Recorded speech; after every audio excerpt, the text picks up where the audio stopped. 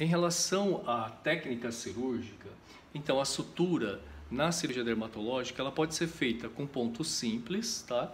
Ela pode ser feita com uma sutura contínua intradérmica, contínua e contínua ancorada, ou o uso de staplers, que são os grampos que os americanos gostam muito de usar, mas aqui no Brasil nós não temos essa tradição, tá bom? A sutura simples, eu costumava falar para os meus residentes, para os meus alunos, porque todo mundo quer fazer a sutura contínua, a sutura intradérmica, na verdade, porque ela tem um aspecto mais bonito, né? A questão é que se você não domina fazer a sutura simples, não adianta você se aventurar a fazer a intradérmica. Por quê? A intradérmica, que ela é uma sutura contínua.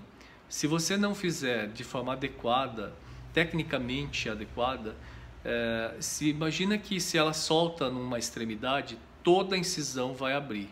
Isso vai ser extremamente desagradável. Então, primeiro a gente precisa dominar a sutura simples, para depois a gente passar para a sutura contínua intradérmica. Mas mesmo a sutura intradérmica, eu vou dizer para você que ela é uma sutura de acabamento.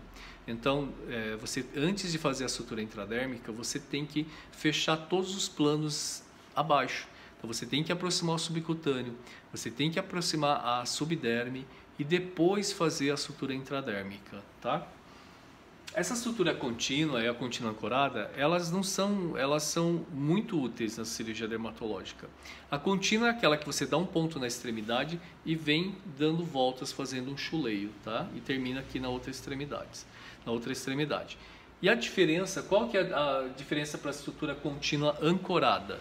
A ancorada é aquela que você começa na extremidade e cada laçada que você dá, você vai passar a agulha por dentro da alça que você deu. Você traciona e vai sempre passando por dentro da alça. E aí vai ser uma sutura contínua ancorada. E qual que é a diferença? Por exemplo, essa sutura contínua intradérmica eu gosto muito de utilizar, por exemplo, nessa região aqui, por exemplo, região supraclavicular, em braço, quando eu tiro enxerto de pele aqui. Na face, eu gosto muito de utilizar pontos simples. Vai muito bem, a face é muito vascularizada, a cicatrização é de muito boa qualidade. Então, eu recomendo que você utilize a sutura simples na face, tá? E essas outras aqui, a contínua ancorada, a ancorada, por exemplo, é uma sutura muito hemostática. Então, se você tem uma cirurgia que está sangrando muito, você dá os pontões, eu costumo falar para os meus residentes, nos pontos machos, ou seja, mais distante da borda e bem apertado, porque assim você vai estancar o sangramento. E a região que é muito vascularizada, que sangra bastante, é o couro cabeludo. Então, nas cirurgias de couro cabeludo, vale muito a pena você usar a sutura contínua ancorada se for uma incisão maior. Se não for uma incisão relativamente pequena, de 2 centímetros, você pode dar um ponto em X. Tá? Como que é o ponto em X? Você dá uma volta e depois você dá mais uma volta. Então, são 2 voltas. A hora que você aperta, aquilo fecha em X. E isso faz com que a sutura seja bastante hemostática e bastante resistente, tá bom? E os staplers eu já falei que a gente não usa muito aqui no Brasil. Aqui a gente tem esse diagrama, essa gravura que mostra. Essa primeira aqui, ó, é a sutura simples, que é o que a gente deve dominar. Você vê que as bordas estão levemente evertidas e bem coaptadas, tá bom?